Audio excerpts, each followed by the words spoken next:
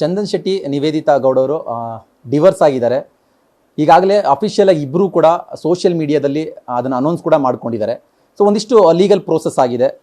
ಇಬ್ಬರ ಪರವಾಗಿ ವಕಾಲತ್ತು ವಹಿಸಿರುವಂತಹ ವಕೀಲೆ ಅನಿತಾ ಆರ್ ಅವರೀಗ ನಮ್ಮ ಜೊತೆಲಿದ್ದಾರೆ. ಸೊ ಮಾತಾಡ್ಸೋಣ, ಲೀಗಲ್ ಆಗಿ ಯಾವ ಥರ ಪ್ರೋಸೆಸ್ ಆಯಿತು, ನೆಕ್ಸ್ಟ್ ಏನಿದೆ ಅನ್ನೋದ್ರ ಬಗ್ಗೆ ಅವ್ರ ಹತ್ರ ಮಾತಾಡೋಣ. Hi madam. ನಮಸ್ತೆ ಮೇಡಮ್. ಚಂದನ್ ಶೆಟ್ಟಿ ನಿವೇದಿತಾ ಗೌಡ ಆ್ಯಕ್ಚುಲಿ ತುಂಬ ಮುದ್ದಾದ ಜೋಡಿ, ತುಂಬ ಫೆಮಿಲರ್ ಫೇಸು, ಡಿವೋರ್ಸ್ ಆಗಿದೆ. ಸೊ ಒಂದಿಷ್ಟು ಲೀಗಲ್ ಕನ್ಫ್ಯೂಷನ್ಸ್ ಮೇಡಮ್. ಈ ಕೇಸ್ನ ಫಸ್ಟಿಂದ ನಾವು ಮಾತಾಡೋದಾದ್ರೆ ಯಾವಾಗ ಅವ್ರನ್ನ ನಿಮ್ಮನ್ನ ಮೀಟ್ ಮಾಡಿದ್ರು, ಯಾವಾಗಿಂದ ಈ ಪ್ರೋಸೆಸ್ ಸ್ಟಾರ್ಟ್ ಆಯಿತು ಅಂತ ಸ್ವಲ್ಪ ಡೀಟೇಲ್. ಮೀಟ್ ಮಾಡಿದ್ರು ಅಂದರೆ ಒಂದು 6 ತಿಂಗಳ ಮುಂಚೆ ಮೀಟ್ ಮಾಡಿದ್ರು. ಇಬ್ಬರು ಸೆಪ್ರೇಟಾಗಿ ನಾನು ಮಾತಾಡಿಸಿದ್ದೆ ನಾನು. ಬಟ್ ಕನ್ವಿನ್ಸ್ ಮಾಡೋಕ್ಕೆ ಟ್ರೈ ಮಾಡಿದೆ. ಯೂಶ್ವಲಿ ಎಲ್ಲ ಅಡ್ವೊಕೇಟ್ ಅದೊಂದು ಪ್ರೊಸೀಜರ್ ಮಾಡ್ತಾರೆ ಕನ್ವಿನ್ಸ್ ಮಾಡೋಕ್ಕೆ. ಟ್ರೈ ಮಾಡಿದೆ, ಬಟ್ ಅವರು ಆಗಲೇ ಡಿಸೈಡ್ ಮಾಡಿಬಿಟ್ಟಿದ್ರು. ದೇ ವಾಂಟೆಡ್ ಟು ವಿಚ್ಛೇದನ ಪಡಿಬೇಕು ಅಂತ ಇಬ್ಬರು ಒಂದು ಡಿಸಿಷನ್ ತೊಗೊಂಡಿದ್ರು. ಸೊ ಅದರಿಂದ ನಾನು ಏನು ಮಾಡಬೇಕು ಪ್ರೊಸೀಜರ್ ಅದರ ಪ್ರಕಾರ ಮಾಡ್ಕೊಂಡು ಹೋದೆ. ಸಹಜವಾಗಿ ಡಿವೋರ್ಸ್ ಕೇಸ್ಗಳಲ್ಲಿ ಒಂದಿಷ್ಟು ಕಾಂಪ್ಲಿಮೆಂಟ್ಸ್ ಆಗುತ್ತೆ ಮೇಡಮ್. ಅಂದರೆ ಅಂತ ಹೇಳಿದ್ರೆ ಡಿಮ್ಯಾಂಡ್ಸ್ ಮಾಡ್ತಾರೆ, ಪರಿಹಾರ ಕೊಡಬೇಕಾಗುತ್ತೆ ಜೀವನಾಂಶಕ್ಕೆ, ಈ ರೀತಿ ಎಲ್ಲ ಒಂದಿಷ್ಟು ಕೇಳ್ಪಟ್ಟಿರ್ತೀವಿ. ಬಟ್ ಈ ಕೇಸಲ್ಲಿ ಏನಾದರೂ ಕಂಡೀಷನ್ಸ್ ಅಥವಾ ಒಪ್ಪಂದಗಳು ಇಬ್ಬರ ನಡುವೆ ಏನಾದರೂ ಆ ಥರ? ನಾನು ಆ್ಯಸ್ ಅನ್ ಅಡ್ವೊಕೇಟ್ ನಾನು ಕೇಳಿದೆ ನಿವೇದಿತಾನ, ಏನಾದರೂ ಕ್ಲೇಮ್ಸ್ ಇದೆಯಾ ನಿಮ್ಮ ಕಡೆಯಿಂದ ಅಂತ. ಅವರು ಸಿಂಪಲ್ಲಾಗಿ ಜಸ್ಟ್ ಡಿವೋರ್ಸ್ ವಿಚ್ಛೇದನ ಒಂದು ಸಾಕು, ಕ್ಲೇಮ್ಸ್ ಏನೂ ಇಲ್ಲ ಅಂತ ಹೇಳಿದ್ರು. ನಾವೇನು ಫೋರ್ಸ್ ಮಾಡಲ್ಲ ಕ್ಲೇಮ್ಸ್ ಬಗ್ಗೆ, ಯಾಕಂದರೆ ಅವರಿಬ್ಬರು ಡಿಸಿಷನ್ ಕೊಡೋರು ತಗೊಳ್ಳೋದು, ಅದು ಕ್ಲೇಮ್ಸ್ ಏನೂ ಇಲ್ಲ ಅಂತ ಹೇಳಿದ್ರು. ಇಬ್ಬರ ಕಡೆಯಿಂದನೂ ಏನೂ ಕ್ಲೇಮ್ಸ್ ಇಲ್ಲ. ಮತ್ತೊಂದು ಕನ್ಫ್ಯೂಷನ್ ಅಂತ ಹೇಳಿದ್ರೆ, ಜೂನ್ 6ನೇ ತಾರೀಕು ಪಿಟಿಷನ್ ಫೈಲ್ ಆಗುತ್ತೆ, ಜೂನ್ 7ನೇ ತಾರೀಕು ಡಿವೋರ್ಸ್ ಅನೌನ್ಸ್ ಆಗುತ್ತೆ. ಅಂದರೆ ಒಂದು ದಿನದಲ್ಲಿ ಹೇಗೆ ಸಾಧ್ಯ ಅಂತ ಏನು ಪ್ರೊಸೀಜರ್ಸ್ ಇರುತ್ತೆ ಇದು ಲೀಗಲ್ ಆಗಿ? ಈಗ ಒಂದು ದಿನದಲ್ಲಿ ಹೇಗೆ ಸಾಧ್ಯ ಅಂದರೆ ನಮ್ಮ ಲೀಗಲ್ ಪ್ರೊಸೀಜರ್ ಪ್ರಕಾರನೇ ಹೋಗಿರೋದು. ಒಂದು ಸುಪ್ರೀಂ ಕೋರ್ಟ್ ಜಡ್ಜ್ಮೆಂಟ್ ಒಂದಿದೆ, ಅದರಲ್ಲಿ ಹೇಳುತ್ತೆ ನಿಮಗೆ ಕಂಪ್ಯಾಟಬಿಲಿಟಿ ಇಲ್ಲ, ನಿಮಗೆ ಜೊತೆಗೆ ಇರೋಕ್ಕೆ ಸಾಧ್ಯತೆಯೇ ಇಲ್ಲ ಅಂತ ಹೇಳಿದ್ಮೇಲೆ, ಸೆಪ್ರೇಷನ್ 1 ವರ್ಷ ಇದ್ದ ಮೇಲೆ ನಂತರ ನೀವು ಜೊತೆಗೆ ಇರೋಕ್ಕಾಗಲ್ಲ ಅಂತ ಅಂದರೆ ನೀವು ವಿಚ್ಛೇದನ ಪಡಿಬೋದು. ನೀವು ಆ 6 months ವೇವ್ ಆಫ್ ಮಾಡಬಹುದು ಅಂತ. ಅದು ಏನು ಅಮರ್ ದೀಪ್ ವರ್ಸಸ್ ಹರ್ವೀನ್ ಕೌರ್ ಅಂತ ಒಂದು ಜಡ್ಜ್ಮೆಂಟ್ ಇದೆ. ಅದ್ರ ಪ್ರಕಾರನೇ ನಾವು ವೇವ್ ಆಫ್ಗೆ 13B(2) ಅಲ್ಲಿ ನಾವು ಹಾಕ್ಕೊಂಡಿದ್ದೀವಿ ಅಪ್ಲಿಕೇಶನ್. ಹಾಕ್ಕೊಂಡು ಆ ಅಪ್ಲಿಕೇಶನ್ ಅಲವ್ ಆಯಿತು. ಫೈಲ್ ಮಾಡಿದ 6th 7th ಅಪ್ಲಿಕೇಶನ್ ಅಲವ್ ಆಯಿತು. ಅದೇ ದಿನ ಇಬ್ಬರು ನಿವೇದಿತಾ ಚಂದನ್ನ ಕೋರ್ಟ್ ಮುಂದೆ ಹಾಜರುಪಡಿಸಿದೆ. ಸೊ ಜಡ್ಜು ನೋಡಿದ್ರು, ಅಲವ್ ಮಾಡಿದ್ರು ಅಪ್ಲಿಕೇಶನ್ನು. ಅದೇ ದಿನ ಮೀಡಿಯೇಷನ್ಗೆ ಕಳಿಸಿದ್ರು. ಮೀಡಿಯೇಷನಲ್ಲೂ ಜಾಸ್ತಿ ಮಾತಾಡೋಕ್ಕೆ ಏನೂ ಇರಲಿಲ್ಲ. ಅಫ್ಕೋರ್ಸ್ ಏನೇನಿದೆ ಪರಸ್ಪರ ಡಿಸಿಷನ್ ಆಗಲೇ ತಗೊಂಡಿರೋದ್ರಿಂದ ಅವರು ಏನು ಡಿಸಿಷನ್ ತೊಗೊಂಡಿದ್ದಾರೆ ಅದಕ್ಕೆ ಅವರು they stuck on to the decision. ಅದೇನು ಚೇಂಜಸ್ ಏನೂ ಮಾಡೋಕ್ಕಾಗಿಲ್ಲ. ಅವರು ಹೇಳಿದ್ರು, ಅವರು ಆಮೇಲೆ ಇಬ್ಬರು ಅಡಲ್ಟ್ ಇದ್ದಾರೆ. ಸೊ ಅವರು ಏನು ಡಿಸೈಡ್ ಮಾಡ್ತಾರೆ, ನಾವು ಮೀಡಿಯೇಷನಲ್ಲಿ ಏನು ಫೋರ್ಸ್ ಮಾಡೋಕ್ಕೆ ಹೋಗಲ್ಲ, ಅದನ್ನು ಆಕ್ಸೆಪ್ಟ್ ಮಾಡಿ ಮೀಡಿಯೇಟ್ರು ರಿಪೋರ್ಟ್ ಕೊಡ್ತಾರೆ. ಅಗ್ರಿಮೆಂಟ್ ಮಾಡಿ ಕೊಟ್ಟರು, ಸೈನ್ ಮಾಡಿ ವಾಪಸ್ ಕೋರ್ಟಿಗೆ ಬಂತು. ಕೋರ್ಟಲ್ಲಿ ಕ್ಲೋಸರ್ ಆಯಿತು. ಮೇಡಮ್, ಡಿವೋರ್ಸ್ ಕೇಸ್ಗಳಲ್ಲಿ ಜುಡಿಷಿಯರಿ ಸಪ್ರೇಷನ್ ಅನ್ನೋದು ತುಂಬ ಇಂಪಾರ್ಟೆಂಟ್ ಅನಿಸುತ್ತೆ ಮೇಡಮ್. ಆದರೆ ಇವ್ರ ಕೇಸಲ್ಲಿ ಹೇಗಂತ ಅಂದರೆ, ಡಿವೋರ್ಸ್ ಅಪ್ಲೈ ಮಾಡೋದಕ್ಕೆ ಮುಂಚೆಯಿಂದ ಅವ್ರು ಒಟ್ಟಿಗೆ ಇದ್ದಾರೆ. ಸೊ ಈಗ ಡಿವೋರ್ಸ್ ಆಗಿದೆ, ಈಗಲೂ ಕೂಡ ಅವರು ಅಂದರೆ ಈಗಾದ್ಮೇಲೆ ಅವ್ರೇನೋ 6 ತಿಂಗಳು ದೂರ ಇದ್ದು ಏನಾದರೂ ವೆಯ್ಟ್ ಮಾಡಬೇಕಾ ಆ ಥರ ಏನಾದರೂ? ಇಲ್ಲ, ಏನು ಆ ಥರ ಏನಿಲ್ಲ. ಜುಡಿಷಿಯಲ್ ಸೆಪ್ರೇಷನ್ ಅದು ಸೆಪ್ರೇಟ್ ಪ್ರೊಸೀಜರ್. ಅದು ಜುಡಿಷಿಯಲ್ ಸೆಪ್ರೇಷನ್ ಅಂದರೆ ಯಾವಾಗ ಮಾಡ್ತಾರೆ, ಅವರಿಬ್ಬರು ಜೊತೆಗೆ ಇರೋ ಸಾಧ್ಯತೆಯೇ ಇಲ್ಲ. ಏನಕ್ಕಿಲ್ಲ ಅಂದರೆ ಅವ್ರು ನಡ್ಕೊಳ್ಳೋ ರೀತಿನೋ ಏನಕ್ಕೋ ಸಾಧ್ಯತೆ ಇಲ್ಲ. ಬಟ್ ಕೆಲವ್ರಿಗೆ ಮಕ್ಕಳಿರ್ತಾರೆ. ಸೊ ಆ ಮಕ್ಕಳಿಗೋಸ್ಕರ ಜುಡಿಷಿಯಲ್ ಸೆಪ್ರೇಷನ್, ಇವ್ರು ಸೆಪ್ರೇಟ್ ಅವ್ರು ಸೆಪ್ರೇಟ್ ಇರ್ತಾರೆ. ಮಿಕ್ಕಿದ್ದೆಲ್ಲ ಗಂಡ ಹೆಂಡ್ತಿದ್ದು ಏನು ರೈಟ್ಸ್ ಆ್ಯಂಡ್ ಆಬ್ಲಿಗೇಷನ್ಸ್ ಅಂತ ಹೇಳಲ್ಲ, ಈಗ ಡ್ಯೂಟೀಸ್ ಆ್ಯಂಡ್ ರೈಟ್ಸ್ ಅಂತ ಹೇಳ್ತೀವಲ್ಲ, ಅದು ಅಂದರೆ ಕೊಹ್ಯಾಬಿಟೇಷನ್. ಇಬ್ಬರು ಗಂಡ ಹೆಂಡ್ತಿ ಫಿಸಿಕಲಾಗಿ ಜೊತೆಗಿರಲ್ಲ, ಬಟ್ ಮಿಕ್ಕಿದ್ದೆಲ್ಲ ನೋಡ್ಕೊಳ್ಳೋದಾಗಲಿ, ಮೇಂಟೆನೆನ್ಸ್ ಆಗಲಿ, ಪ್ರತಿಯೊಂದು ಅವರು ಪರಸ್ಪರ ಮಾಡ್ಕೊಳ್ತಾರೆ. ಆಮೇಲೆ ಡೈವರ್ಸ್ ಮಾಡುವಾಗ ಪ್ರತಿಯೊಂದು ಒಂದು ಸ್ಟ್ಯಾಂಡ್ ಸ್ಟಿಲ್ಗೆ ಬರುತ್ತೆ. ಅಂದರೆ ಅವರ ರಿಲೇಷನ್ಶಿಪ್ ಆಗಲಿ, ಅವರ ಏನು ಹೇಳೋದು ಕ್ಲೇಮ್ಸ್ ಆಗಲಿ, ಏನಾದರೂ ಪ್ರಾಪರ್ಟಿ ಇದೆ ಅಂತ ಅಂದ್ಕೊಳ್ಳಿ ಹಸ್ಬೆಂಡ್ಗೆ, ಅವ್ರು ಬೇಡ ನನಗೆ ಬರೀ ಜುಡಿಷಿಯಲ್ ಸೆಪ್ರೇಷನ್ ಸಾಕು ಅಂತ ಹೇಳಿ ಇದು ಮಾಡ್ತಾರೆ. ಸೆಪ್ರೇಟ್ ಆಗಿರುತ್ತೆ. ಅದು 1 year ಸೆಪ್ರೇಷನ್ ಆದ ಕೂಡ ಆದಮೇಲೆ ಬೇಕಾದರೆ ಅವರು ಡೈವೋರ್ಸ್ಗೂ ಹಾಕೋಬೋದು. ಒಂದ್ಸಲ ಆರ್ಡರ್ ಬಂದಾದಮೇಲೆ ಅವ್ರು ಮತ್ತೆ ಡೈವೋರ್ಸ್ಗೆ ಹಾಕೋಬೋದು. ಜುಡಿಷಿಯಲ್ ಸೆಪ್ರೇಷನ್ ಇಬ್ಬರು ಸೆಪ್ರೇಟ್ ಆಗಿದ್ದು ನೋಡ್ತಾರೆ ಹೇಗೆ ಇದು ಪಾಸಿಬಿಲಿಟಿ ಇದೆಯಾ ಮತ್ತು ಸೇರೋಕ್ಕಾಗುತ್ತೋ ಇಲ್ವೋ ಅಂತ. ಬಟ್ ಎಲ್ಲಿ ಸಾಧ್ಯತೆ ಇಲ್ಲ ಜೊತೆಗಿರೋಕ್ಕೆ, ಗಂಡ ಹೆಂಡತಿಯಾಗಿ ಸೆಪ್ರೇಟು ಆಗಬೇಕಾಗಿಲ್ಲ ಅವ್ರಿಗೆ ಫಾರ್ ವೇರಿಯಸ್ ರೀಸನ್ಸ್. ಸೊ ಅದರಿಂದ ಅವರು ಸೆಪ್ರೇಟಾಗಿ ಇರ್ತಾರೆ. ಜುಡಿಷಿಯಲ್ ಸೆಪ್ರೇಷನ್ ಅಂದರೆ ಆ ಥರ court will order for judicial separation. ಇಬ್ಬರು ಸೆಪ್ರೇಟಾಗಿರ್ತಾರೆ. They will not interfere with each other. But ಎಲ್ಲ ಡ್ಯೂಟೀಸ್ ಆ್ಯಸ್ ಮೇಂಟೆನೆನ್ಸ್ ಆಗಲಿ, taking care of the children ಆಗಲಿ, taking care of the wife ಆಗಲಿ, ಪ್ರತಿಯೊಂದು ಹಸ್ಬೆಂಡ್ ಮಾಡ್ಬೋದು. ಅದು the conditions are left to the parties. Court ಏನು ರೀಸನ್ಸ್ ಈಗ ಅಂತ ನಿವೇದಿತಾ ಅವರು ಚಂದನ್ ಅವರು ಕೊಟ್ಟಿರೋಂಥ ರೀಸನ್ಸ್ ಏನು, ಡಿವೋರ್ಸ್ಗೆ ಪ್ರಮುಖ ಕೊಟ್ಟಿರೋಂಥ ಕಾರಣಗಳು ಏನು ಅಂತ? ಕಾರಣ ಇನ್ಕಂಪ್ಯಾಟಿಬಿಲಿಟಿ ಅಷ್ಟೇ. ಇನ್ಕಂಪ್ಯಾಟಿಬಿಲಿಟಿ ಅಂದರೆ ಇವರ ಟೇಸ್ಟ್ ಆಗಲಿ, ಇವರ ಥಾಟ್ಸ್ ಆಗಲಿ, ಇವರ ಐಡಿಯಾಸ್ ಆಗಲಿ, ಅದಿಬ್ಬರಿಗೂ ಅದು ಹೊಂದಾಣಿಕೆ ಬರ್ತಿಲ್ಲ ಅಂತ. ನಾನು ಹೇಳ್ತಾ ಇರೋದು ಇಷ್ಟೇ, ಕ್ರಿಯೇಟಿವ್ ಫೀಲ್ಡ್ ಇರೋದ್ರಿಂದ ಅವ್ರಿಗೆ ಅವ್ರದ್ದೇ ಆದ ಐಡಿಯಾಸ್ ಇರುತ್ತೆ, ಅವ್ರದ್ದೇ ಆದ ಥಾಟ್ಸ್ ಇರುತ್ತೆ. ಅದು ಸ್ವಲ್ಪ ಕ್ಲ್ಯಾಶ್ ಅಂತ ಹೇಳಲ್ಲ, ಹೊಂದಾಣಿಕೆ ಇಲ್ಲ ಅಂತ ಹೇಳ್ಬೋದು. ಸೊ ಅದಷ್ಟೇ ರೀಸನ್ನು, ಬೇರೆ ಇದಕ್ಕಿಂತ ಬೇರೆ ಏನಿಲ್ಲ. ಎಲ್ಲ ಟಿ ವಿ ಚಾನಲ್ಸ್ ಹೇಳಿರೋದೆಲ್ಲ ಸುಳ್ಳು ಅಂತಲೇ ಹೇಳ್ತೀನಿ. ಅದೇ ಮೇಡಮ್, ನಾವು ಆಕ್ಚುಲಿ ಕೇಳೋಣ ಒಂದಿಷ್ಟು ಕ್ಲೋಸ್ ಪರ್ಸನ್ಸ್ ಹತ್ರ ನಾವು ಮಾತಾಡಿದಾಗಲೂ ಕೂಡ ಅದನ್ನೇ ಹೇಳ್ತಿದ್ರು. ಒಂದಿಷ್ಟು ಅವರಿಗೆ ಸಾಂಸಾರಿಕವಾಗಿ ಒಂದಿಷ್ಟು ಗಲಾಟೆಗಳಿದ್ದಾವೆ, ಮಗು ವಿಚಾರದಲ್ಲಿ ಒಂದಿಷ್ಟು ಭಿನ್ನಾಭಿಪ್ರಾಯ ಇದೆ, ಈ ಥರ ಎಲ್ಲ ಒಂದು ವಿಚಾರಗಳನ್ನ ಇದನ್ನೇನಾದರೂ ಡಿಸ್ಕಸ್ ಮಾಡಿದ್ರೆ ನಿಮ್ಮ ಹತ್ರ ಏನಾದರೂ? ಆ ಥರ ಏನೂ ಇಲ್ಲ. ಇವರಿಬ್ಬರಿಗೂ ಅವರವರು ಫೀಲ್ಡಲ್ಲಿ, ಕ್ರಿಯೇಟಿವ್ ಫೀಲ್ಡಲ್ಲಿ ಇಬ್ಬರೂ ಚೆನ್ನಾಗಿ ಮಾಡ್ತಾ ಇದ್ದಾರೆ. ಸೊ ಮೇ ಬಿ ಅದಕ್ಕೋಸ್ಕರ ಆ ಡಿಸಿಷನ್ ತೊಗೊಂಡ್ರು ಅಂತ ನನಗನ್ಸುತ್ತೆ. ಬಟ್ ಅದರ್ವೈಸ್ ಬೇರೆ ಏನು ಇವರಲ್ಲಿ ಬೇರೆ ಥರ ಸೀರಿಯಸ್ ಆಗಿರೋ ಭಿನ್ನಾಭಿಪ್ರಾಯ ಏನೂ ಇಲ್ಲ. ಕೆಲವ್ರು ಹೇಳ್ತಾರೆ ಸೀರಿಯಸ್ ಆಗಿಲ್ಲ ಅಂದರೆ ಮತ್ತೆ ಯಾಕೆ ಜೊತೆಗಿಲ್ಲ ಅಂತ. ಚಿಕ್ಕ ಚಿಕ್ಕ ವಿಷಯನೇ ಅಲ್ವಾ ದೊಡ್ಡದಾಗೋದು. ಸೊ ದೇ ಹ್ಯಾವ್ ಡಿಸೈಡೆಡ್, ಈಗಲೇ ಡಿಸೈಡ್ ಮಾಡ್ಕೊಂಡಿದ್ದಾರೆ. ಆಮೇಲೆ ನಾನು ಬೇರೆಯವ್ರಿಗೂ ಇದೇ ಹೇಳಿದೆ, ಬೇರೆ ಸಾಮಾನ್ಯ ಜನರು ಡಿವೋರ್ಸ್ ಆದಾಗ ಯಾರೂ ಕೇಳಲ್ಲ, ಅದೇ ಎಷ್ಟು ಜನ ಮಾಡ್ಕೊತಾರೆ. 1 ವರ್ಷ 8,000 ಕೇಸಸ್ ಬರೀ ಡೈವೋರ್ಸೇ ಇದೆ ಫೈಲಿಂಗಲ್ಲಿ. ಅದು ಎಲ್ಲ ಏನು ಕ್ಲೋಸ್ ಮಾಡಲ್ಲ, ಅದು ಡಿಸ್ಪ್ಯೂಟೆಡ್ ಇರುತ್ತೆ, ಅದು ವರ್ಷಗಂಟ್ಲೆ ಹೋಗ್ತಾ ಇರುತ್ತೆ. ಒಬ್ರು ಇನ್ನೊಬ್ರು ನೋಡಿದ್ರೆ ಕೋಪ ಬರುತ್ತೆ, ಪ್ರತಿ ಹಿಯರಿಂಗ್ ಡೇಟ್ ಬರ್ತಾ ಇರಬೇಕು. ಅದೆಲ್ಲ ಅವಾಯ್ಡ್ ಮಾಡಿಕೊಂಡು ಇವರು ನಿರ್ಧಾರ ತಗೊಂಡಿದ್ರೆ ಅದು ಅವ್ರ ಮಟ್ಟಕ್ಕೆ ಸರಿ ಅಂತ ಅನಿಸುತ್ತೆ. ಮೇಡಮ್, ಐ ಥಿಂಕ್ ಇಂದು ಮ್ಯಾರೇಜ್ ಆಗಿ 13B ಅರ್ಜಿ ಹಾಕಿದ್ದೀರಾ ಅನ್ನೋದು ಗೊತ್ತಾಯ್ತು ನಮಗೆ. ಏನಿದ್ರ ವಿಶೇಷತೆ ಏನು ಮೇಡಮ್? ಅಂದರೆ 13B ಅಂದರೆ ಇಬ್ಬರು ಪರಸ್ಪರ ಒಪ್ಕೊಂಡ್ರೆ, ವಿಚ್ಛೇದನ ಬೇಕು ಅಂತ ಒಪ್ಕೊಂಡ್ರೆ 1 ವರ್ಷ ಸೆಪ್ರೇಟಾಗಿ ಇದ್ಕೊಂಡು ಇದನ್ನು ಮುಂದುವರಿಸ್ಬೋದು, ಫೈಲ್ ಮಾಡ್ಬೋದು 13B ಪೆಟಿಷನ್. ಅವರಿಬ್ಬರು ಪರಸ್ಪರ ಒಪ್ಕೊಂಡು ಮ್ಯೂಚುವಲ್ ಕನ್ಸೆಂಟಾಗಿ ಹಾಕ್ಬೋದು, ಮ್ಯೂಚುವಲ್ ಕನ್ಸೆಂಟ್ ಡಿವೋರ್ಸ್ ಪೆಟಿಷನ್ ಹಾಕ್ಬೋದು. ಒಪ್ಕೊಂಡಿಲ್ಲ ಅಂದರೆ ಅದು ಕಂಟೆಸ್ಟೆಡ್ ಆಗೋಗುತ್ತಲ್ವ. ಸೊ ನನಗನ್ಸುತ್ತೆ ಇಬ್ಬರಿಗೂ ಒಂದೇ ಥರ ಮೈಂಡ್ ಸೆಟ್ ಇದ್ದರೆ, ಹಿಂಗೆ ಈ ಥರ ಡಿವೋರ್ಸ್ ತಗೊಳ್ಬೇಕು ಅಂತಿದ್ರೆ 13B is the best. I mean ಅದೇ ಒಳ್ಳೆಯದು ಅಂತ ಅನಿಸುತ್ತೆ. ನೋಡಿ, ಇವರು 13B ಸಡನ್ನಾಗಿ ಬಂದು ಫೈಲ್ ಮಾಡಿಲ್ಲ. ಇಬ್ಬರು ಮಾತಾಡಿ ಕೂತ್ಕೊಂಡು ಡಿಫ್ರೆನ್ಸಸ್ ಎಲ್ಲ ಮಾತಾಡಿ, ತಂದೆ ತಾಯಿಯವ್ರ ಹತ್ರ ಎಲ್ಲ ಇಬ್ಬರು ಮಾತಾಡಿ ಆಮೇಲೆ ಈ ಥರ ಒಂದು ಡಿಸಿಷನ್ ತೊಗೊಂಡಿರೋದು. ಇವ್ರಿಷ್ಟಕ್ಕೆ ಇವ್ರು ಮಾಡಿರೋದು ಏನಲ್ಲ.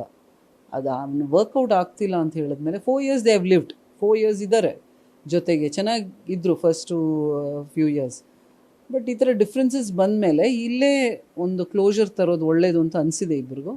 ಆಮೇಲೆ ಗ್ರೋತ್ಗೂ ಅಷ್ಟೇ ಅಲ್ವಾ, ತುಂಬ ಇನ್ಕಂಪ್ಯಾಟಬಿಲಿಟಿ ಇದ್ದಾಗ ಅವ್ರ ಗ್ರೋತ್ ಆಗಲ್ಲ. ಆಮೇಲೆ ಇಬ್ಬರು ಕ್ರಿಯೇಟಿವ್ ಫೀಲ್ಡಲ್ಲಿ ಇರೋದ್ರಿಂದ ನನಗನ್ಸುತ್ತೆ ದೇ ಶುಡ್ ಫೋಕಸ್ ಮಾಡಬೇಕು.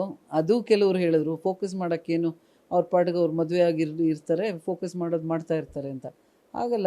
ಪ್ರತಿಯೊಬ್ಬರಿಗೂ ಒಂದೊಂದು ಥರ ಯೋಚನೆ ಇರುತ್ತೆ. ಕೆಲವರಿಗೆ ನಾನು ಜೀವನ ಮಾಡ್ತೀನಿ ಅಂದರೆ ನಾನು ಲೈಫ್ ಫುಲ್ಲಾಗಿ ಲಿವ್ ಮಾಡಬೇಕು, I must live life to the full ಅಂತ. ಅಂದರೆ ನಾವು ಪ್ರತಿ ಕ್ಷಣನೂ ಸಂತೋಷವಾಗಿ, ಪ್ರತಿ ಮೂಮೆಂಟು ಇಷ್ಟಪಟ್ಟು ಜೀವನ ಮಾಡಬೇಕು ಅಂತಿರುತ್ತೆ. ಸುಮ್ಮನೆ ಹೆಸ್ರಿಗೋಸ್ಕರ ಅಲ್ಲ. ಲೈಫ್ ಅಂದರೆ ಜಸ್ಟ್ ಸಿಂಪ್ಲಿ ಬೇರೆಯವ್ರ ಜೀವನ ಹಂಗೆ ಮಾಡ್ತಾರೆ, ನಾವು ಊಟ ಮಾಡಿ ಮಲಗೋದು, ಅದು ಜೀವನ ಅಲ್ಲ ಅಂತ ಕೆಲವ್ರಿಗಿರುತ್ತೆ. ಕೆಲವ್ರಿಗೆ ಅಚೀವ್ಮೆಂಟ್ ಮಾಡಬೇಕು ಅಂತಿರುತ್ತೆ. ಇಬ್ಬರು ಆ ಕ್ಯಾಟಗರಿಗೆ ಬರ್ತಾರೆ. ಏನಂದರೆ ಅಚೀವ್ಮೆಂಟ್ ಇನ್ನೂ ಮಾಡೋಕ್ಕಿದೆ, ಇನ್ನೂ ಜಾಸ್ತಿ ಸಾಧನೆ ಮಾಡಬೇಕು ಅಂತ ಹೇಳಿ ಅವರು ಈ ಥರ ಒಂದು ನಿರ್ಧಾರಕ್ಕೆ ಬಂದಿದ್ದಾರೆ ಅಂತ ಅನಿಸುತ್ತೆ.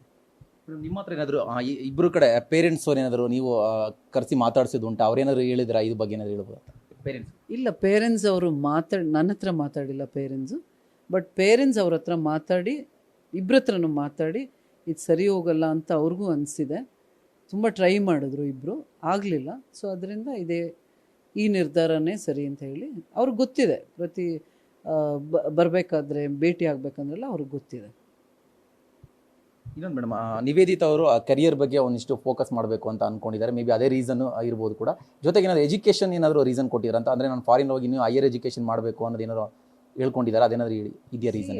ಅಚೀವ್ಮೆಂಟ್ಸು, ಗೋಲ್ಸು ಅಂತೆಲ್ಲ ಹೇಳೋದು ಪ್ರತಿಯೊಬ್ಬರು ಏನು ಹೇಳೋದು, ಅವರವರ ಅಭಿಪ್ರಾಯ ವ್ಯತ್ಯಾಸ ಇರುತ್ತೆ. ಈಗ ನಿವೇದಿತಾಗೆ ಡೆಫಿನೆಟ್ಟಾಗಿ ಮುಂದುವರಿಸ್ಬೇಕು, ಚೆನ್ನಾಗಾಗಬೇಕು ಅಂತೆಲ್ಲ ಇದೆ. ಚೆನ್ನಾಗಾಗಬೇಕು ಅಂದರೆ ಇನ್ನೂ ತುಂಬ ಉನ್ನತ ಮಟ್ಟಕ್ಕೆ ಹೋಗಬೇಕು ಅಂತ ಇಬ್ರಿಗೂ ಇದೆ. ಸೊ ಸೆಪ್ರೇಟ್ ಆಗಿದ್ದರೆ ಇನ್ನೂ ಜಾಸ್ತಿ ಅವ್ರು ಅಚೀವ್ ಆಗ್ತಾರೆ ಅಂತ ಅವ್ರ ಮನಸ್ಸಿಗೆ ಬಂದಮೇಲೆ ನನಗನ್ಸುತ್ತೆ ಅದೇ ಬೆಸ್ಟ್ ಡಿಸಿಷನ್ ಅವ್ರ ಪ್ರಕಾರ. ನಾನಾಗಲಿ ಮೀಡಿಯಾ ಆಗಲಿ ಯಾರು we have no rights to interfere. ಅವ್ರ ಪ್ರೈವಸಿ ಇಂಟರ್ಫಿಯರ್ ಮಾಡಿ. ನನಗೆ ಇನ್ನೊಂದು ಬಂದಿದ್ದು, ಅವರು ದೇ ಆರ್ ಗ್ರೇಟ್ ಎಂಟರ್ಟೈನರ್ಸ್ ಇಬ್ಬರು, ನಿವೇದಿತಾ ಆಗಲಿ ಚಂದನ್ ಶೆಟ್ಟಿ ಆಗಲಿ. ಅವರ ಟಾಪಿಕ್ನ ಅವ್ರ ಕೇಸ್ನ ಈಗ ಜನರೆಲ್ಲ ತಗೊಂಡು ಅದೇ ಒಂದು ಎಂಟರ್ಟೈನ್ಮೆಂಟ್ ಥರ ನೋಡ್ತಾ ಇದ್ದಾರೆ. ಸೊ ಬಾಯಿಗೆ ಬಂದಂಗೆ ಮಾತಾಡೋದು, ಐ ಥಿಂಕ್ ಅದೆಲ್ಲ ಸ್ಟಾಪ್ ಮಾಡಬೇಕು ಅಂತ. ಅವರಿಬ್ಬರು ಏನು ಡಿಸಿಷನ್ ತೊಗೊಂಡಿದ್ದಾರೆ ಅದನ್ನು ಸ್ವೀಕರಿಸಿ, ಬಿಕಾಸ್ ಅವ್ರಿಗೆ ಅವ್ರಿಗೆ ಗೊತ್ತಿದೆ ಏನು ಒಳ್ಳೇದು ಅದರಲ್ಲಿ, ಏನು ಕೆಟ್ಟದು ಅಂತ. ಆಮೇಲೆ ಇಬ್ರಿಗೂ, ಒಬ್ರಿಗೆ 25, ಒಬ್ರಿಗೆ 34 ವಯಸ್ಸು, ಚಿಕ್ಕ ಮಕ್ಕಳೇನಲ್ಲ. ಅವರು ಆ ಮೆಚ್ಯೂರಿಟಿ ಲೆವೆಲ್ ರೀಚ್ ಆಗಿದ್ದಾರೆ. ಅವರು ನನಗೆ ಇಬ್ಬರು ಅಷ್ಟೇ ತುಂಬ ಮೆಚ್ಯೂರ್ಡ್ ಇಂಡಿವಿಜುವಲ್ಸ್, ಹೈಲಿ ಇಂಟೆಲೆಕ್ಚುವಲ್. ಇಬ್ಬರು ಅಷ್ಟೇ, ಅವರು ತಿಳ್ಕೊಳ್ಳೋ ರೀತಿನೇ ಬೇರೆ. ಈಗ ಸಾಮಾನ್ಯವಾಗಿ ನಾನು ಹಿಂಗಿದ್ರೆ ಅವರು ಹಂಗಿರ್ಬೇಕು ಆ ಥರ ಇಲ್ಲ. ನಿನಗೆ ನಿನ್ನ ಸ್ಪೇಸ್ ಇದೆ, ನನಗೆ ನನ್ನ ಸ್ಪೇಸ್ ಇದೆ. ಒಬ್ಬರು ಇನ್ನೊಬ್ಬರ ಇಂಟರ್ಫಿಯರೆನ್ಸ್ ಇಲ್ಲದೆ ಇಬ್ಬರು ರೆಸ್ಪೆಕ್ಟ್ ಮಾಡಿಕೊಂಡೆ ಈ ಥರ ಒಂದು ತೀರ್ಮಾನ ತೊಗೊಂಡು ಕೋರ್ಟಿಗೆ ಬಂದು, ಕೋರ್ಟ್ ಡಿಸಿಷನ್ ಆದಮೇಲೆ ಕೂಡ ಕೈ ಹಿಡಿದು ಹೋಗ್ತಾರಂದರೆ ಯು ಕ್ಯಾನ್ ಇಮ್ಯಾಜಿನ್ ಯಾವ ಲೆವೆಲ್ಗೆ ಅವ್ರ ಮೆಚ್ಯೂರಿಟಿ ಇದೆ ಅಂತ. ಯಾಕಂದರೆ ಕೆಲವರು ಮಕ್ಕಳು ಇಬ್ಬರಿಗೂ ಗೊತ್ತಿಲ್ಲ ಮದುವೆ ಅಂದರೆ ಏನು ಅಂತ. ಮದುವೆ ಅಂದರೆ ಏನು, ಇಬ್ಬರು ಚೆನ್ನಾಗಿರ್ಬೇಕಲ್ವಾ. ಏನು ಹೇಳೋದು, ಯೂನಿಟಿ ಇಲ್ಲ ಅಂದಮೇಲೆ ದೇ ಇಸ್ ನೋ ಯೂಸ್. ಸುಮ್ಮನೆ ಜನಕ್ಕೋಸ್ಕರ ತೋರಿಸ್ಕೊಂಡೇನು. ಆಮೇಲೆ ಸಾಮಾನ್ಯ ಜನರು ಏನು ಮಾಡ್ತಾರೆ, ಈಗ ಪಕ್ಕದ ಮನೆ ಅಂತ ಹೇಳಲ್ಲ ನಾನು, ಪಕ್ಕದ ಮನೆ ಅಲ್ಲ, ಜಸ್ಟ್ ನೇಬರ್ಹುಡ್ಡಲ್ಲಿ ಯಾರೋ ಒಬ್ಬರು ಡೈವೋರ್ಸ್ ಆಗಿರುತ್ತೆ, ಬಟ್ ಯಾರೂ ಹೇಳಲ್ಲ. ಅವ್ರೇನು ಹೇಳ್ತಾರೆ, ಫಾರಿನ್ಗೆ ಹೋಗಿದ್ದಾರೆ ಆ ಥರ ಹೇಳ್ತಾರೆ. ಆ ಥರ ಬದುಕು ಇವ್ರಿಗಿಲ್ಲ. ಇವರು ಫ್ರ್ಯಾಂಕಾಗಿ ಏನಿದೆ ಅದು ಹೇಳ್ತಾ ಇದ್ದಾರೆ. ಅದನ್ನು because public person, they are into the public life. So ಅದರಿಂದ ಅವರು ಅದು ಹೇಳಬೇಕಾದ್ರೆ, ಅವರ ನಿರ್ಧಾರ ತಗೊಳ್ಬೇಕಂದ್ರೆ ಅವ್ರು ತುಂಬ ಆಲೋಚನೆ ಮಾಡೇ ತಗೊಳ್ತಾರೆ ಅಲ್ವಾ. ಸುಮ್ಮನೆ ಬೇರೆಯವ್ರ ಬಾಯಲ್ಲಿ ಬೇಡದೇದು ಬರ್ಸೋಕ್ಕೆ ಯಾರಿಗಿಷ್ಟ ಇರುತ್ತೆ. ಸೊ ನನಗನ್ಸುತ್ತೆ it is okay to take a divorce. ನಾನು ಅದಿಷ್ಟ ಅಂತ ಹೇಳ್ತಿಲ್ಲ, ಓಕೆ. ಯಾಕಂದರೆ ಅದಕ್ಕಿಂತ ಬೇರೆ ಏನಾದರೂ ಆ ಡಿವೋರ್ಸ್ ತೊಗೊಂಡು ಅವ್ರಿಗೆ ಅದು ಒಳ್ಳೇದಾಗುತ್ತೆ ಅಂದರೆ ಇಟ್ ಈಸ್ ಓಕೆ. ಅಲ್ಲದೆ ಸುಮ್ಮನೆ ಇವರೇ ಸ್ಟ್ರಗಲ್ ಮಾಡಿಕೊಂಡು ಸೊಸೈಟಿಗೋಸ್ಕರ ಅಡ್ಜಸ್ಟ್ ಮಾಡಿಕೊಂಡು ಮಾಡೋದು ಸ್ವಲ್ಪ ಮಟ್ಟಕ್ಕೆ ಅಡ್ಜಸ್ಟ್ ಮಾಡ್ಬೋದು. ಬಟ್ ಇವರು ಏನು ಹೇಳೋದು, ಡಿಸಿಷನ್ ತೊಗೊಂಡಿರೋದು ಅವರ ಕ್ರಿಯೇಟಿವಿಟಿ, ಅವರ ಕ್ರಿಯೇಟಿವ್ ಪ್ರೊಫೆಷನ್, ಅದಕ್ಕೋಸ್ಕರ ಅಂತ ನನಗೆ ಅನಿಸುತ್ತೆ. ಅಲ್ಲ, ಐ ನೋ ಇಟ್ ವೆಲ್, ನನಗೆ ಗೊತ್ತಿದೆ ಚೆನ್ನಾಗಿ. ಅಷ್ಟೇ ನಾನು ಹೇಳೋಕ್ಕೆ. ಮೇಡಮ್, ಲೀಗಲ್ ಆಗಿ ಏನಾದರೂ ಪ್ರೋಸೆಸ್ ಕಂಪ್ಲೀಟ್ ಆಗಿದೆ ಅಥವಾ ಇನ್ನೇನಾದರೂ ಪೆಂಡಿಂಗ್ ಇದೆಯಾ ಅಂತ? ಕಂಪ್ಲೀಟ್ ಆಗಿದೆ. ಅವರು 31/8 ಅಂತ ಡೇಟ್ ಕೊಟ್ಟಿರೋದು ಫಾರ್ ದ ನೆಕ್ಸ್ಟ್ ಹಿಯರಿಂಗ್. ಅದು ಯೂಶ್ವಲಿ ಬಂದು ರಿಪೋರ್ಟ್ ಮಾಡೋಕ್ಕೆ. ಬಟ್ ಏನಕ್ಕೆ ಅಂದರೆ ಮೀಡಿಯೇಷನ್ ಆಗದೇ ಇದ್ದರೆ, ಮೀಡಿಯೇಷನಲ್ಲಿ 2 ತಿಂಗಳು ಡೇಟ್ ಕೊಡ್ತಾರೆ, ಮುಂದಕ್ಕೆ ಹಾಕ್ತಾರೆ. ಆ 2 ತಿಂಗಳಲ್ಲಿ ಇಷ್ಟು ಸಲ ಬೇಕಾದ್ರೂ ಬಂದು ಹೋಗ್ಬೋದು. ಬಟ್ ಇವರ ನಿರ್ಧಾರ ತಗೊಂಡಿರೋದ್ರಿಂದ ಮತ್ತೆ ಮೀಡಿಯೇಷನ್ಗೆ ಡೇಟ್ ತಗೊಂಡಿಲ್ಲ. 31 ಡೇಟ್ ಅಲ್ಲಿ ಕೊಟ್ಟಿರೋದನ್ನ ನಾವು ಅಡ್ವಾನ್ಸ್ ಮಾಡಿಕೊಂಡು ಕ್ಲೋಸ್ ಮಾಡ್ಕೊಂಡಿದ್ದೀವಿ ನಿನ್ನೆನೆ. So no more procedure. ಇನ್ನೊಂದು ಏನಾದರೂ ಆಪ್ಷನ್ ಇದೆಯಂತ? ಯಾಕಂತ ಹೇಳಿದ್ರೆ ನಾವು ಚಂದನ್ ಶೆಟ್ಟಿ, ನಿವೇದಿತಾ ಗೌಡರ ಕ್ಲೋಸ್ ಪರ್ಸನ್ಸ್ ಹತ್ರ ಒಂದಿಷ್ಟು ಜನ ಮಾತಾಡಿದಾಗ ನಮ್ಗೆ ಗೊತ್ತಿರಲಿಲ್ಲ ಡಿವೋರ್ಸ್ವರೆಗೂ ಇವ್ರು ಹೋಗಿರೋದು. ಸೊ ಆಲ್ರೆಡಿ ಹೋಗಿದ್ದಾರೆ, ಕೋರ್ಟಲ್ಲಿ ಆಗಿಬಿಟ್ಟಿದೆ. ಬಟ್ ಇನ್ ಕೇಸ್ ಏನಾದರೂ ನಮ್ಮ ಕಡೆಯಿಂದ ಸಾಧ್ಯತೆ ಇದ್ದರೆ ಅವ್ರನ್ನ ಕರೆಸಿ ಕೂರಿಸಿ ಅಂದರೆ ಮತ್ತೆ ಮಾತಾಡಿ ಏನಾದರೂ ಒಂದು ಚಾನ್ಸಸ್ ಇದೆಯಾ ಅಂತ ವ್ಯಕ್ತಪಡಿಸ್ತಾ ಇದ್ದಾರೆ. ಸೊ ಇದೇನಾದರೂ ಚಾನ್ಸಸ್ ಇದೆಯಾ ಏನಾದರೂ ಅಂತ ಲೀಗಲ್? ನಾನು ಮೀಡಿಯೇಷನು ಮಾಡ್ತೀನಿ. ನಾವು ಅಡ್ವೊಕೇಟ್ಸ್ ಆಗಲಿ ನಾವಾಗಲಿ ಸ್ವಲ್ಪ ಬುದ್ಧಿ ಹೇಳಬೇಕು ಅವ್ರಿಗೆ, ಜೊತೆಗಿದ್ರೆ ಚೆನ್ನಾಗಿರ್ತಾರೆ ಅಂತ ಹೇಳಿ ಎಷ್ಟೋ ಕೇಸಲ್ಲಿ ನಾವು ಮಾತಾಡಿ ಜೊತೆಗೆ ಹೋಗಿದ್ದಾರೆ. ಬಟ್ ಒಂದು ವರ್ಷ 2 ವರ್ಷ ಬಿಟ್ಕೊಂಡು ಮಗುನೂ ಇಟ್ಕೊಂಡು ಬರ್ತಾರೆ. ಯಾರ ಹತ್ರ ಮಗು ಕಸ್ಟಡಿಗೆ ಹೋಗಬೇಕು ಅಂತ ಜನರಲಾಗಿ ಹೇಳೋದು. ಸೊ ನಾವು ಯಾರು ಫೋರ್ಸ್ ಮಾಡಬಾರ್ದು, ಯಾರಿಗೇ ಆಗಲಿ ಫೋರ್ಸ್ ಮಾಡಿ ಅವ್ರು ಕೂತ್ಕೊಂಡು ಯಾರೂ ಇಲ್ಲಿ ಬರಲ್ಲ. ನೀವು ನೋಡಿ, ಯಾವುದೇ ಇಬ್ಬರು ಇಂಡಿವಿಜುವಲ್ಸ್ ಇದ್ದರೆ ಅವ್ರಿಗೆ ಲೈಫಲ್ಲಿ ಏನಾದರೂ ಡೌನ್ಫಾಲೋ ಏನೋ ನಡೀತಾ ಇದ್ದರೆ, ನೀವು ನಿದ್ದೆ ಮಾಡಬೇಕಾದ್ರೆ ನೀವೊಬ್ಬರೇ ಯೋಚನೆ ಮಾಡೋದು, ನಿಮ್ಮ ಫ್ರೆಂಡ್ ಯೋಚನೆ ಮಾಡಲ್ಲ ನಿಮಗೆ. ಸೊ ಅವ್ರವ್ರಿಗೆ ಗೊತ್ತಿರುತ್ತೆ ಅವ್ರ ಮನಸ್ಸಲ್ಲಿ ಏನಿದೆ, ಅವ್ರಿಗೆ ಏನು ಬೇಕಿದೆ ಲೈಫಲ್ಲಿ ಅಂತ ಅವ್ರಿಗೆ ಗೊತ್ತಿದೆ.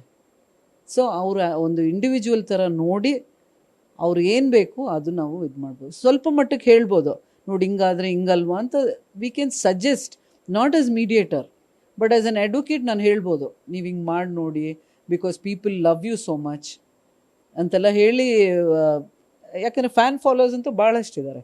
ಸೊ ಇಬ್ಬರು ಜೊತೆಗೆ ಇದ್ದರೆ ಎಲ್ಲರಿಗೂ ಇಷ್ಟ ಅಂತಲ್ಲ, ಅದು ಗೊತ್ತಿದೆ ಅವ್ರಿಗೆ. ಏನು ಅವ್ರಿಗಿಂತ ಅವ್ರನ್ನ ಇಷ್ಟಪಡೋಕ್ಕೆ ಯಾರಿಗಾದ್ರೂ ಸಾಧ್ಯ ಇದೆಯಾ ಅಲ್ವಾ? ಅವ್ರ ಲೈಫ್ ಚೆನ್ನಾಗಿರಬೇಕು ಅಂತಲೇ ಅವ್ರಿಗೂ ಆಸೆ. ಸೊ ಅವ್ರು ಏನು ಡಿಸಿಷನ್ ತೊಗೊಂಡಿದ್ದಾರೆ ನೀವು ಆ್ಯಕ್ಸೆಪ್ಟ್ ಮಾಡಿ ನೋಡೋಣ ಅವ್ರು ಏನಾಗುತ್ತೆ ಅಂತ. ಅವ್ರು ಮುಂದಕ್ಕೆ ಏನು ಮಾಡ್ತಾರೆ ಅವ್ರಿಗೆ ಬಿಟ್ಟಿದ್ದು ಅಲ್ವಾ? ಇನ್ನೊಂದು ಕ್ಯೂರಿಯಸ್, ಯಾಕಂದರೆ ಜನರಲ್ ಆಗಿ ನೀವು ಸಾಕಷ್ಟು ಈ ಥರ ಪ್ರಕರಣಗಳನ್ನ ನೋಡಿರ್ತೀರಾ. ಬಟ್ ಎಲ್ಲೋ ಒಂದು ಕಡೆ ಚಂದನ್ ಶೆಟ್ಟಿ ಮತ್ತು ನಿವೇದಿತಾ ಗೌಡ ಅವರ ಈ ಕೇಸಲ್ಲಿ ನೋಡೋದಾದರೆ ಏಜ್ ಏನಾದರೂ ಮ್ಯಾಟ್ರ್ ಆಯಿತಾ ಅಂತ? ಅಂದರೆ ಅರ್ಲಿ ಏಜ್ ಅಂದರೆ 21 ಇಯರ್ಸಲ್ಲಿ ಅವ್ರು ಮ್ಯಾರೇಜ್ ಆಗಿದ್ರು, ಇವ್ರಿಗೆ ಏಜ್ ಡಿಫ್ರೆನ್ಸ್ ಇತ್ತು. ಸೊ ಈ ತುಂಬ ಬೇಗ ಮದುವೆ ಆಗಿದ್ದು ಏನಾದರೂ ಇವರಿಗೆ ಭಿನ್ನಾಭಿಪ್ರಾಯ ಮೂಡೋದಕ್ಕೆ ಏನಾದರೂ ಕಾರಣ ಆಗ್ಬಿಡ್ತಾ? ಅಂದರೆ ಜನರಲ್ ಆಗಿ ನೀವು ಸಾಕಷ್ಟು ಕೇಸ್ಗಳನ್ನ ಸ್ಟಡಿ ಮಾಡಿರ್ತೀರಾ, ಇವ್ರ ವಿಚಾರದಲ್ಲಿ ಏನಾದರೂ ಏಜ್ ಫ್ಯಾಕ್ಟರ್ ಅಥವಾ ಇದೇನಾದರೂ ರೀಸನ್ ಆಯಿತಾ ಅಂತ? ನೋಡಿ, ಆ ಪ್ರಶ್ನೆ ನನಗೆ ಹೇಳೋಕ್ಕಾಗಲ್ಲ. ಬಿಕಾಸ್ ಏಜ್ ಫ್ಯಾಕ್ಟರ್ ಅಂತ ಹೇಳೋದು ಇಟ್ ಇಸ್ ಜಸ್ಟ್ ಹೇಳ್ತಾರಲ್ಲ, age is just a number ಅಂತ. ಈಗ ಚಂದನ್ ಆಲ್ಸೋ ಇಸ್ ಅವರು ಮಾತಾಡೋದಾಗಲಿ ಅವರು ಇಬ್ಬರು ರಿಯಾಕ್ಷನ್ನು ಇಂಟ್ರ್ಯಾಕ್ಷನ್ ನೋಡಿದ್ರೆ ಅಲ್ಲೆಲ್ಲೂ ಏಜ್ ಬಂದಿದೆ ಅಂತ ಕಾಣಿಸೋದೇ ಇಲ್ಲ. ಐ ಮೀನ್ ಏಜ್ ಅಂದರೆ ಹೆಂಗೆ ನಿಮಗೆ ಬಾಸಿ ಅಂತನ ಅಲ್ಲ? What does that mean? ಬಾಸಿನ ಅಲ್ಲ, ತುಂಬ ತಂದೆ ಥರ ನೋಡ್ಕೊಳ್ಳೋದಾ, ಮಗು ಥರ ನೋಡ್ಕೊಳ್ಳೋದಾ? ಏನು ಏಜ್ ಫ್ಯಾಕ್ಟರ್ ಏನಾಗುತ್ತೆ? ನನ್ನ ಪ್ರಕಾರ ಆ ಏಜ್ ಫ್ಯಾಕ್ಟರ್ ಅಂತೂ ಅಲ್ವೇ ಅಲ್ಲ. ಬಟ್ ಅಕಸ್ಮಾತ್ ಇದ್ದರೆ ಅವ್ರನ್ನೇ ಕೇಳಬೇಕು, ಏಜ್ ಫ್ಯಾಕ್ಟರ್ ಏನಾದರೂ ಅವ್ರಿಗೆ ಡಿಫ್ರೆನ್ಸ್ ತಂದಿದೆಯಾ ಅಂತ.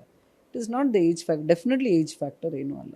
ಯಾಕಂದರೆ ಇಬ್ಬರು ಏಜ್ ಫ್ಯಾಕ್ಟರ್ ಇದ್ದರೆ ಅದು ಫಸ್ಟೇ ಅವರಿಬ್ಬರಲ್ಲಿ ಬಾಂಡಿಂಗೇ ಬೆಳೆಯಲ್ಲ. ಆಮೇಲೆ ಕೆಲವರು ಹೇಳ್ತಿದ್ರು ಅಣ್ಣ ತಂಗಿ ಈ ಥರ ಅಂತ. ಇಲ್ಲ, ಅಣ್ಣ ತಂಗಿನೂ ಇಲ್ಲ, ಏನೂ ಇಲ್ಲ. They loved each other, they got married.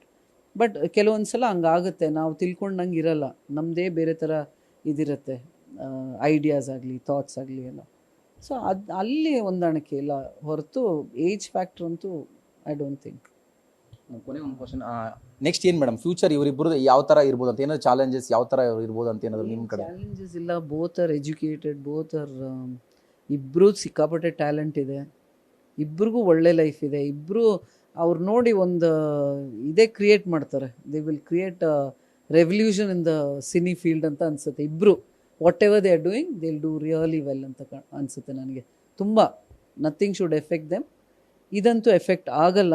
They will concentrate on there future. ಆಮೇಲೆ ದೇ ಲವ್ ದೇ ಪ್ರೊಫೆಷನ್ ಅಷ್ಟೊಂದು ಇಷ್ಟಪಡ್ತಾರೆ. ಸೊ ಅದಕ್ಕೆ ನನಗನ್ಸುತ್ತೆ ಏನು ಎಫೆಕ್ಟ್ ಏನಾಗಲ್ಲ, ಚೆನ್ನಾಗಿರ್ತಾರೆ ಇಬ್ಬರು. Thank you. ಎಸ್, ಇದಿಷ್ಟು ಅನಿತಾ ಅವರ ಮಾತು. ಏನಂತ ಹೇಳಿದ್ರೆ ಇಬ್ಬರು ಕೂಡ ಒಪ್ಪಿಗೆ ಕೊಟ್ಟು ಪರಸ್ಪರ ಗೌರವಾನ್ವಿತವಾಗಿ ವಿಚ್ಛೇದನ ಪಡೆದುಕೊಂಡಿದ್ದಾರೆ. ಸೊ ಮುಂದೆ ಕೂಡ ಅವರ ಭವಿಷ್ಯದಲ್ಲಿ ತುಂಬ ಚೆನ್ನಾಗಿರ್ತಾರೆ ಅಂತ ಒಂದು ಭರವಸೆ ಕೂಡ ಅವರು ವ್ಯಕ್ತಪಡಿಸ್ತಾ ಇದ್ದಾರೆ. ಕ್ಯಾಮರಾ ಪರ್ಸನ್ ಶ್ಯಾಮ್ ಸುಂದರ್ ಜೊತೆ Bharath Krishnappa, news fast. News first ನಿರ್ಭೀತಿಯಿಂದ ನಿಮ್ಮ ಪರವಾಗಿ.